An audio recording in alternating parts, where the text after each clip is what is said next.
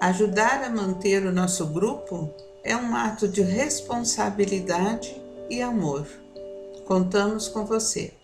Participe acessando o nosso site.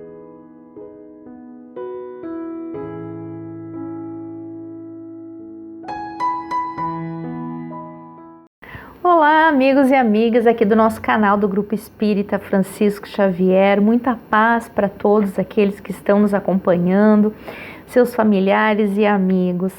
É com muita alegria que eu volto aqui para conversar com você sobre mais um capítulo do livro Caminho, Verdade e Vida, em que o nosso capítulo de hoje é o 68, com o título de Além Túmulo. Então, Emmanuel separa esse versículo para nós para refletir depois.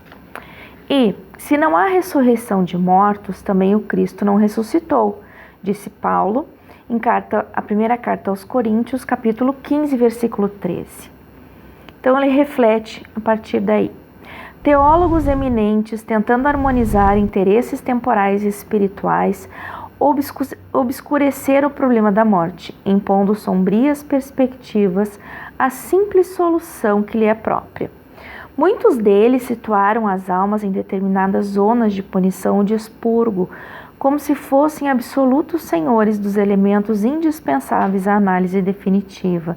Declararam outros que no instante da grande transição submerge-se o homem num sono indefinível, até o dia derradeiro consagrado ao juízo final. Hoje, no entanto, reconhece a inteligência humana que a lógica evolveu com todas as possibilidades de observação e raciocínio. Ressurreição é vida infinita, e vida é trabalho, júbilo e criação na eternidade.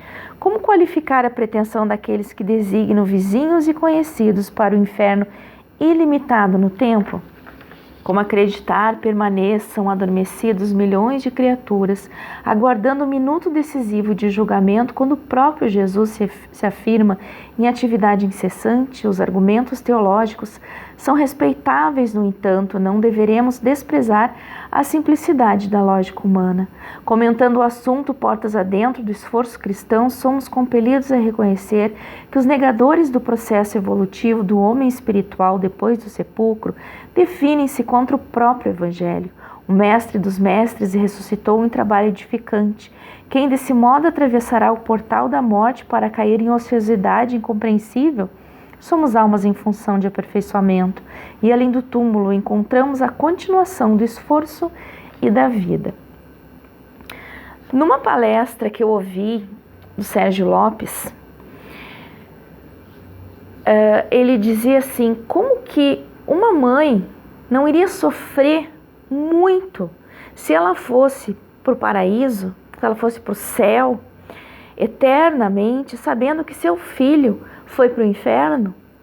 Como que ela ia conseguir ter calma de coração e de pensamento, sabendo que seu filho estaria sofrendo? E ela também estaria sofrendo. Se pais e mães, muitas das vezes, conseguem perdoar os seus filhos, por que Deus não o faria? Jesus não disse até, perdoai 70 vezes, 7 vezes? Por que Deus não o faria? Então, esse tipo de pensamento, nós, da doutrina espírita, não temos.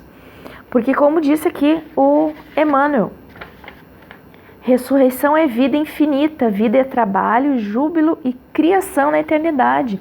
Jesus continuou trabalhando e continua trabalhando. A gente precisa continuar evoluindo, senão como seria a nossa vida sentado no céu sem ter o que fazer? Tem uma palestra do Carlos Bacelli que o Chico comentava que ele visitava muitos cemitérios. E o Carlos Bacelli perguntou para ele, mas tu vai fazer o que nos cemitérios? E ele dizia que por causa dessas crenças, muitos irmãos, ao desencarnar, continuam deitados do lado do seu corpo que está em decomposição, no caso do túmulo. Eles ficam deitados esperando o juízo final. Meus irmãos, Chico ia para lá para rezar por eles. Chico ia lá para levar boas energias a esses irmãos que, adormecidos, sabe-se lá ainda por quantos séculos, vão ficar ao lado dos seus corpos em decomposição. Então a gente precisa pensar de forma lógica e paralelo com o que a ciência já tem para nos trazer. Na época de Jesus, seria impossível ele explicar e deixar explicado, inclusive em textos pelos seus seguidores, o que seria o desencarne, como seria um desencarne. Ele precisava falar conforme se entendia no contexto daquela época, no contexto social, no contexto cultural, no próprio contexto religioso. Mas não se enganem, judeus também acreditam que a gente continua em trabalho, que existe uma vida espiritual, inclusive existe a reencarnação para eles. Então Jesus foi nos trazendo essas informações em que a gente vai conseguindo entender nas entrelinhas, assim como quando a gente lê um livro pela segunda, terceira, quarta, 10ª vez. A gente sempre vai encontrar uma informação a mais que antes nos passou despercebido. Assim são com os trechos, os textos bíblicos, os textos dos evangelhos, inclusive em relação à vida além da morte. Então, não queremos sentar, ficar esperando uma eternidade sem ter o que fazer, não é, meus irmãos? Vamos continuar trabalhando, em que o começo de uma transformação nos espera, não é?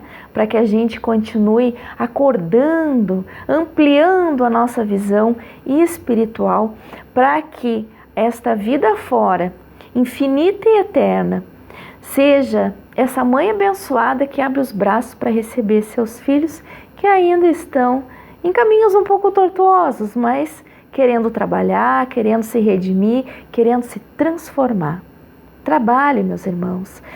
O Chico já dizia para as pessoas que choravam muito e que ficavam filas esperando para entrar no centro espírita. Ele falava: pá, meus irmãos, pá. E o pessoal entendia paz e retribuía Chico: paz para ti também. Mas o que ele queria dizer? Trabalho. Chico foi um incansável e continua sendo incansável, onde quer que ele esteja, ajudando aqui a nós encarnados. Então eu fico por aqui, meus irmãos. Deixe nos comentários o que vocês pensam a respeito disso. Vamos trabalhar, vamos arregaçar as mangas, porque a nossa trajetória ela é infinita. Fico por aqui mais uma vez. Fiquem todos com Deus.